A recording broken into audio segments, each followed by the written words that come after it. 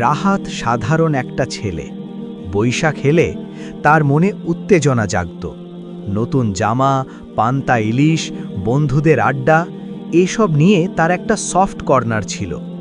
প্রতি বছর কোনো না কোনোভাবে উদযাপন হয়ে যেত। কিন্তু যখন দিনের আলো তার হৃদয়ে প্রবেশ করল, তখন সে বুঝতে পারল এটা তার রবের অপছন্দের জিনিস। তখন শুরু হলো তার কঠিন লড়াই। নিজের পছন্দ বনাম আল্লাহর সন্তুষ্টি।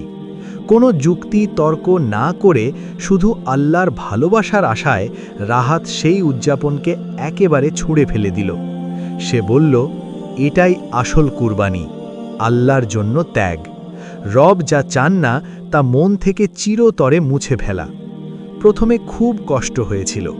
বন্ধুদের আড্ডা, আনন্দ সবকিছু মিস করত। কিন্তু ধীরে ধীরে ত্যাগের পথে হাঁটতে হাঁটতে রাহাত তার রবকে বড্ড আপন করে পেল। আজ সে বলে, আল্লাহর জন্য কিছু ছেড়ে দেওয়ার আনন্দ এই দুনিয়ার কোনো আনন্দের সাথে তুলনা হয় না। প্রতিটি মুমিনের হৃদয়ে যেন এই শ্রেষ্ঠ পাওয়ার স্বাদ অনুভব করে। আল্লাহ আমাদের সবাইকে তার ভালোবাসার জন্য ত্যাগ করার তৌফিক দান করুন। আমিন।